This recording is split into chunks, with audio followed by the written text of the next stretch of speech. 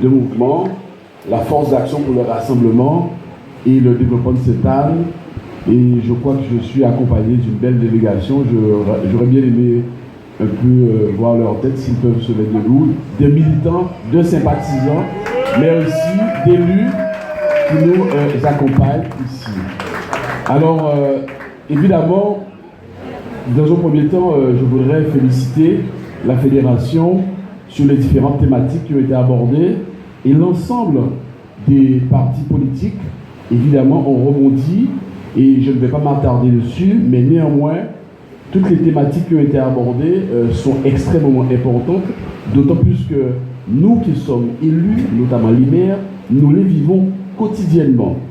Et bien évidemment, que ce soit au niveau de la santé, on a parlé du plan de la santé pour 2022, mais en tout cas, nous savons tous qu'en Guadeloupe, nous vivons une crise sanitaire exceptionnelle, et je ne pense pas que ce soit ce plan santé qui va véritablement répondre aux problèmes. Concernant la jeunesse, et bien là aussi, nous voulons véritablement qu'il y ait de véritables plans de formation et à la région, on a eu l'occasion d'impulser ce mouvement-là pour permettre effectivement à nos jeunes d'être formés et demain pouvoir être en capacité d'employabilité.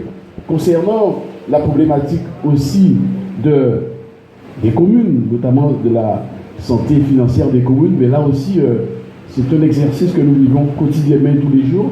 Mais je voudrais simplement dire, on a beaucoup parlé de fiscalité de façon plus générale sur le plan institutionnel. Mais je voudrais dire, c'est vrai que la loi de décentralisation de 1982 a donné de l'autonomie financière aux collectivités, notamment aux communes, mais ça ne suffit pas. Nous les maires, nous réclamons surtout une autonomie fiscale, d'autant plus que cette autonomie fiscale, elle se réduit de jour en jour.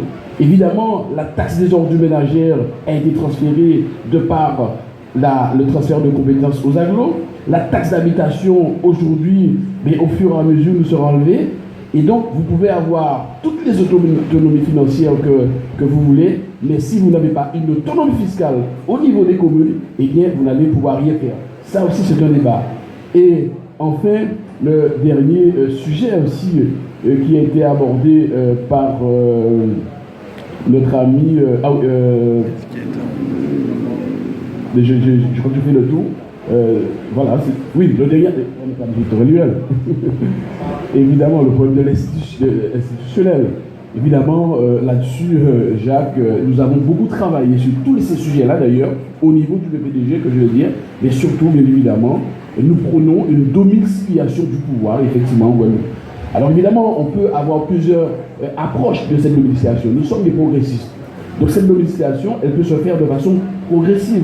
Et d'ailleurs, lorsqu'avec la fédération du Parti socialiste, nous avons parlé effectivement de collectivité unique, et nous avons dit que cela peut se faire aussi par étapes. Et donc, par conséquent, je crois que là encore, ici, l'ensemble des partis qui sont réunis aujourd'hui, eh bien, je pense que c'est une très belle et bonne chose, car même si nous ne sommes pas d'accord sur tout, je crois qu'il est important quand même, à un moment donné, de se réunir et de se dire que nous pouvons avancer et se fixer, effectivement, au fur et à mesure des échéances, dans un esprit progressiste.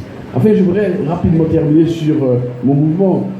C'est vrai que c'est un mouvement qui a été créé en 2003 lors d'une élection que je me suis engagé aux élections municipales.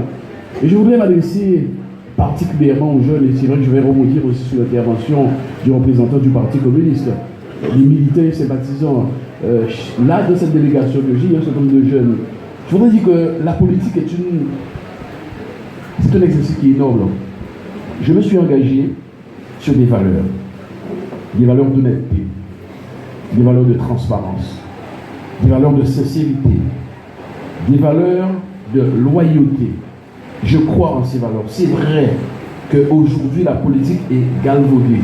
On entend tout et n'importe quoi. Et on voit tout et n'importe quoi. C'est vrai. Mais je dis que nous devons rester sur ces valeurs. Et les jeunes ici qui m'accompagnent, c'est vrai que peut-être qu'ils découvrent pour la première fois une rentrée politique.